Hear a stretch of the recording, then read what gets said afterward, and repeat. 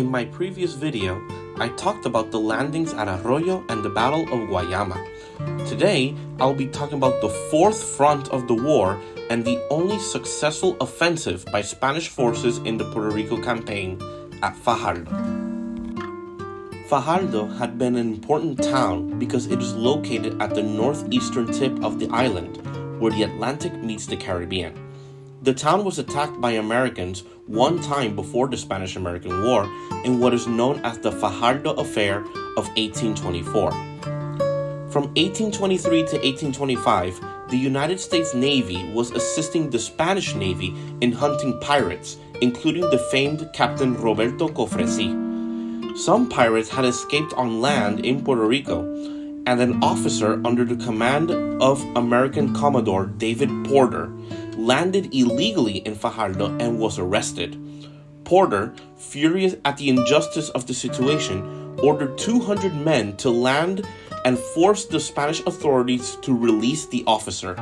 It was the only time that Spain and the United States almost went to war. On August 1st, 1898, American ships scouted the area around the lighthouse of Fajardo. Some troops landed but returned after noticing a sizable Spanish military force in the town.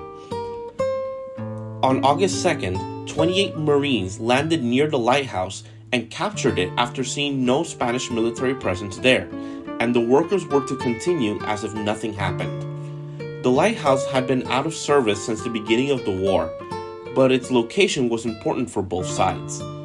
On August 3rd, the telegraph officer of Fajardo makes a phone call to the lighthouse as was routine, but during the call, he hears people speaking English in the background. Knowing what had happened, he sent a telegram to General Macias.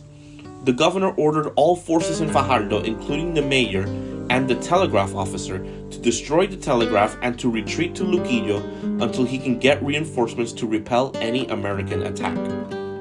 On August 5th, Dr. Santiago Veve, a medical practitioner in Fajardo, took it upon himself to surrender to the Americans and invite them to take the town along with other prominent figures.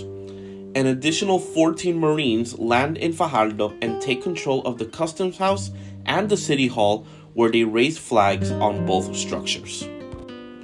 In the city hall, Dr. Veve was named military governor of eastern Puerto Rico by the Americans and created a citizen militia. Other figures there included Cristobal Adreu, who was the mayor but did not leave with the Spanish forces, Judge Antonio R. Barceló, a prominent figure in Puerto Rican politics in the future, and José Lanuza, who was the captain of the port but never swore loyalty to the United States. He would be the last Spaniard to leave Fajardo after the war was over.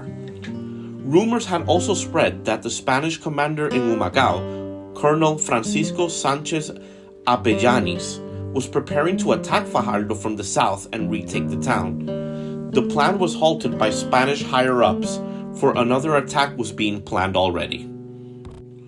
On August 6, Governor Macias organizes an expedition of 250 soldiers in Atorrey, just south of San Juan, of the Patria Battalion of the 3rd Provincial Regiment under Colonel Del Pino to march to Fajardo and retake the town. The people who supported the American invasion of Fajardo went into panic and took refuge in the American ships. Wanting to avoid being in the middle of the battle, over 700 people of Fajardo's population left the town to the nearby hills. The Spanish forces arrived on the 7th in the afternoon. They recaptured the city hall and the customs house and took down the American flags. The Americans fired upon the soldiers from their ships, but no one was injured. That night, Spanish soldiers moved up to the lighthouse in silence to prevent the Americans from firing upon them. The Spanish fired on the lighthouse near midnight, and the Americans responded in kind. The USS Cincinnati fired its guns near the lighthouse using powerful light projectors to see where they're firing. After 40 minutes, both sides ceased fire, and both sides also retreated from their positions, and Fajardo remained in Spanish hands until the end of the war. Despite heavy actions by both sides, there were no casualties on either side save for one American soldier who accidentally shot himself in the foot by accident prior to the Battle of Fajardo. In the next episode, I will talk about the twin battles of Coamo and Guamani.